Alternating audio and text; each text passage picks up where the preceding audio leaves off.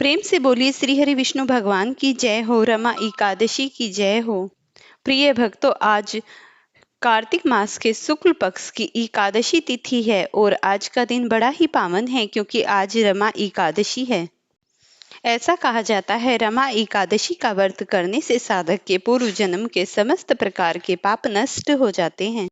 अगर कोई साधक अपने पूर्व जन्म के पाप नष्ट करना चाहता है तो उसे आज के दिन रमा एकादशी की कथा सुनने से पहले पाप नाशक एकादशी की व्रत कथा अवश्य ही सुननी चाहिए। इससे उसके पूर्व जन्म के पाप नष्ट हो जाते हैं।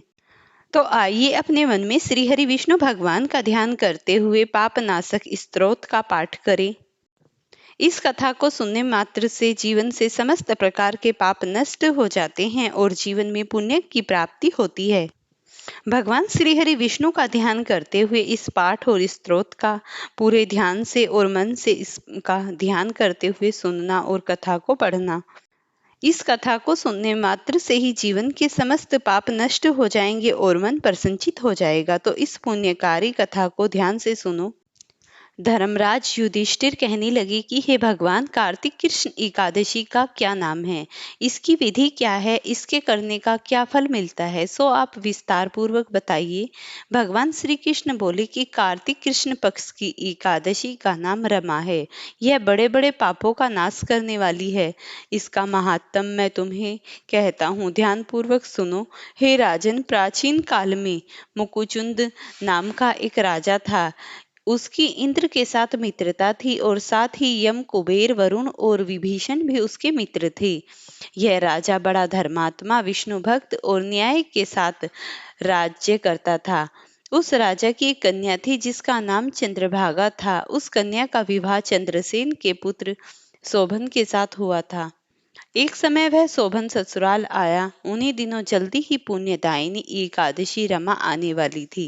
जब व्रत का दिन समीप आ गया तो चंद्रभागा के मन में अत्यंत सोच उत्पन्न हुआ कि मेरे पति अत्यंत दुर्बल हैं और मेरे पिता की आज्ञा अति कठोर है। दसवीं को राजा ने ढोल बजवाकर सारे राज्य में यह घोषणा करवा दी कि एकादशी को भोजन नहीं करना चाहिए। ढोल की घोषणा सुनते ही शोभन को अत्यंत चिंता हुई। वो अपनी पत्नी को कहा कि हे प्रिय, अब क्या करना चाहिए? मैं किसी प्रकार की भूख सहन नहीं कर सकूंगा। ऐसा उपाय बतलाओ कि जिससे मेरे प्राण बच सकें, अन्यथा मेरे प्राण अवश्य ही चले जाएंगे। चंद्रभागा कहने लगी कि हे स्वामी, मेरे पिता के राज्य में एकादशी के दिन कोई भी भोजन नहीं करता। हाथी, घोड़ा, ऊंट, बिल्ली, गौ आदि भी तृण, अन्न, जल आदि ग्रहण नहीं कर सकते। फिर मनुष्य का तो कहना ही क्या है। यदि आप भोजन करना चाहते हैं तो किसी दूसरे स्थान पर चले जाइए, क्योंकि यदि आप यहीं रहना चाहते हैं तो अवश्य ही आपको ऐसा व्रत करना पड़ेगा। ऐसा सुनकर शोभन कहने लगा, हे प्रिय, मैं अवश्य ही इस व्रत करूंगा। यह व्रत अवश्य ही करूंगा। जो भाग्य में होगा वह देखा जाएगा। इस प्रकार से विचार कर शोभन ने व्रत रख लिया और वह भूख प्यास से अत्यंत पीड़ित होकर कहने लगा, जब सूर्य नारायण अस्त हो गए और रात्रि को जागरण का समय आया, जो वैष्णवों को अत्यंत हर्ष देने वाला होता है, परंतु शोभन के लिए अत्यंत दुखदायी हुआ। प्रातःकाल होते ही शोभन के प्राण निकल गए। तब राजा ने सुगंधित काठ से उसका दाह संस्कार करवाया, परंतु चंद्रभागा ने अपने पिता की आज्ञा से अपने शरीर को दग्ध नहीं किया और शोभन को अंत्येष्टि क्रिया के बाद अपने पिता के घर में ही रहने लगी। रमा एकादशी के प्रभाव से शोभन को मंद्राचल पर्वत पर धन धान्य से युक्त तथा शत्रुओं से रहित एक सुंदर देवपुर प्राप्त हुआ।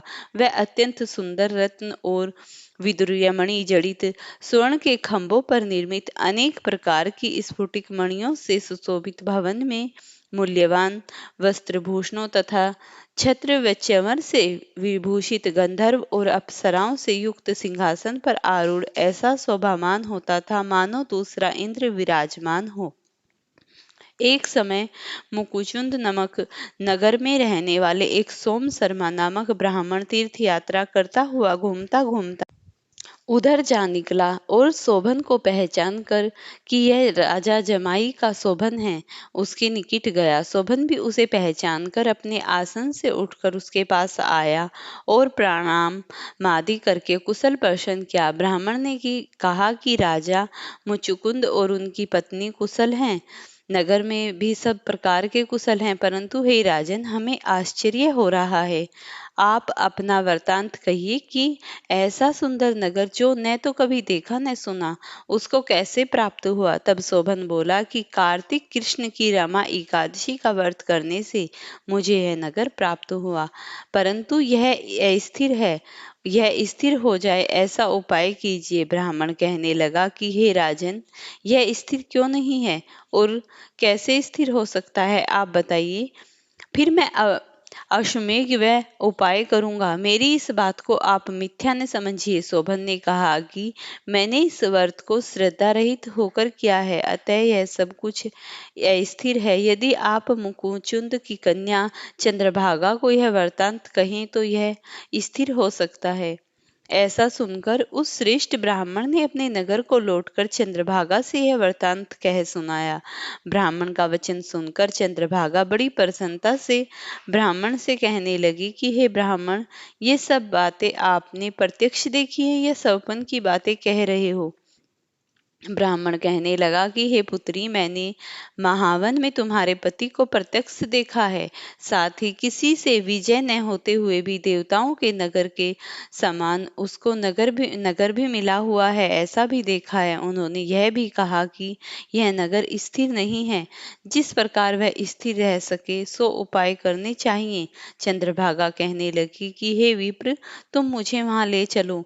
मुझे पतिदेव के दर्शन की तीव्र लालसा है। मैं अपने किए हुए पुण्य से उस नगर को स्थिर बना दूंगी। आप ऐसा कार्य कीजिए जिससे उनका हमारा संयोग हो, क्योंकि वियोगी को मिला देना महान पुण्य है। सोम शर्मा यह बात सुनकर चंद्रभागा को लेकर मिथ्याचल पर्वत के समीप वामदेव ऋषि के आश्रम पर गया। वामदेव जी ने सारी बात सुनकर वेद मंत्रों के उच्चारण से चंद्रभागा का अभिषेक कर दिया। तब ऋषि के मंत्र के प्रभाव और एकादशी के व्रत से चंद्रभागा का शरीर दिव्य हो गया और वह दिव्य गति को प्राप्त हुई। इसके बाद बड़ी प्रसन्नता के साथ अपने पति के निकट गई। अपनी प्रिय पत्नी को आते देखकर शोभन अति प्रसन्न हुआ और उसे बुलाकर अपनी बाईं तरफ बैठा लिया। चंद्रभागा कहने लगी, हे प्राणनाथ, आप मेरे पुण्यों को ग्रहण कीजिए। अपने पिता के घर जब मैं 8 वर्ष की थी, तब से विधि पूर्वक एकादशी के व्रत को श्रद्धा पूर्वक करती आ रही हूँ।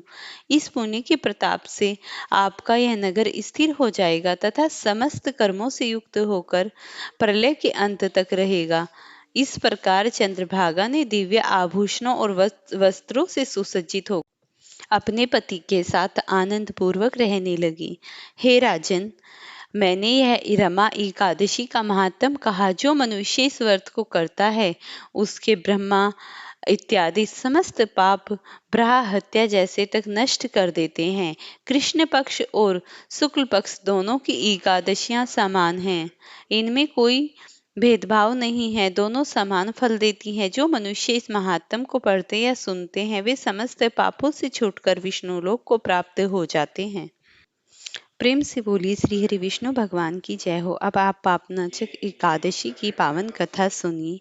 प्राचीन काल में चंपावती नगरी में मूर्तिमान नामक राजा राज्य करता था। वह अत्यंत धर्मात्मा, दयालु और न्यायप्रिय था। राजा का एक पुत्र था संक, जो अपने पिता के विपरीत स्वभाव का था। क्रोधी, दुराचारी और पाप कर्मों में लिप्त रहता, नित्य मिथ्या बातें करता और मिथ्या कार्यों में ही अपनी रुचि रखा करता था। राजा मूर्तिमान को अपने पुत्र के अधर्म से अत्यंत दुख होता था। एक दिन उन्होंने देवऋषि नारद जी से प्रार्थना की, हे मुनिवर, मेरा पुत्र धर्म मार्ग से भटक गया है, कृपया करके कोई उपाय बताइए जिससे वह पापों से मुक्त हो सके। नारद जी बोले, राजन, कार्तिक मास के कृष्ण पक्ष की रमा एकादशी नामक तिथि आने वाली है। इस दिन जो व्यक्ति व्रत रखकर भगवान विष्णु और देवी लक्ष्मी की पूजा करता है, उसके समस्त पाप नष्ट हो जाते हैं। यदि तुम यह व्रत कर अपने पुत्र के नाम से उसका पुण्य फल सर्व समर्पित कर दो तो उसका उद्धार निश्चित होगा। राजा ने विधि विधान से व्रत किया, प्रातः स्नान कर विष्णु पूजन किया, दीपदान किया, रात्रि में हरि नाम कीर्तन किया और कथा सुनी। व्रत का पुण्य शंकर के नाम अर्पित किया गया। कुछ ही समय में शंकर के हृदय में ज्ञान उत्पन्न हुआ। उसने अपने पिता से क्षमा मांगी और धर्म मार्ग को अपनाया। वह भी आगे चलकर विष्णु भक्त बन गया और अंत में वैकुंठ लोक को प्राप्त हो गया। ऐसा कहा जाता है जो 10वीं तिथि की रात को ही सात्विक भोजन ले, एकादशी के दिन प्रातः काल स्नान के बाद विष्णु लक्ष्मी का पूजन करे, उस दिन पीले वस्त्र, दीपक, फल, तुलसी दल और नवेद चढ़ाए, दिन भर उपवास रखकर हरि नाम जप करे, रात्रि में जागरण कथा श्रवण करे, द्वादशी को ब्राह्मणों को भोजन देकर दान करे, तो ऐसे व्यक्ति को जीवन में कभी कोई पाप नहीं होते। उसके घर में लक्ष्मी का सदावास रहता है और वह मरने के बाद अंत में वैकुंठ लोक को प्राप्त हो जाता है। भगवान विष्णु स्वयं कहते हैं, हे लक्ष्मी, जो मेरे साथ तुम्हारा पूजन इस दिन करता है, मैं उसके समस्त पापों को नष्ट कर देता हूँ और अंत में उसे अनंत सुख देता हूँ। वह मनुष्य इस प्रकार समस्त प्रकार के दुखों को भोगकर अंत में मेरे धाम मतलब एकादशी को धन, शांति और मोक्ष तीनों के द्वार उसके लिए खुल जाते हैं। जो व्यक्ति इस दिन व्रत कर कथा सुनता है, वह अपने परिवार सहित पवित्र और सौभाग्यशाली बन जाता है, क्योंकि भगवान श्री हरि विष्णु हमेशा हमेशा के लिए उस पर अपनी कृपा बरसा देते हैं। अब आप रमा एकादशी की पावन आरती को सुनिए। ओम जय एकादशी माता मैया, जय एकादशी माता, विष्णु पूजा व्रत को धारण कर शक्ति मुक्ति पाता। ओम जय एकादशी माता, तेरा नाम गिनाऊं देवी, भक्ति प्रदान करनी, गण गौरव की देनी, माता शास्त्रों में वरनी। ओम जय एकादशी माता। मार्गशीर्ष के कृष्ण पक्ष की उत्पन्ना विसुतारिणी, जन्मी शुक्ल पक्ष में हुई मोक्षदा, मुक्तिदाता बन आई। ओम जय एकादशी माता। पौष के कृष्ण पक्ष की सफला नामक है, शुक्ल पक्ष में होए पुत्रदा, आनंद अधिक रहे। ओम जय एकादशी माता। नाम षष्ठलिता, माघ मास में कृष्ण पक्ष आवे, शुक्ल पक्ष में जया कवावे, विजय सदा पावे। ओम जय एकादशी माता। विजय फागुन कृष्ण पक्ष में शुक्ला अमला की, पाप मोचनी कृष्ण पक्ष में चैत्र महाबली की माता। ओम जय एकादशी माता, एकादशी माता। ओम जय एकादशी मैया, जय एकादशी माता। विष्णु पूजा व्रत को धारण कर शक्ति मुक्ति पाता। ओम जय एकादशी माता। प्रेम से बोलिए एकादशी मैया की जय हो। प्रिय भक्तगणों, अगर आपको ये वीडियो पसंद आई हो तो इसे लाइक शेयर करना, चैनल पर नए हैं तो चैनल को सब्सक्राइब करना और मुझे रमा एकादशी के निमित्त, भगवान विष्णु के निमित्त एक प्यारा सा कमेंट जय श्री हरि विष्णु, जय माता रमा एकादशी की लिखकर अवश्य ही भेजना।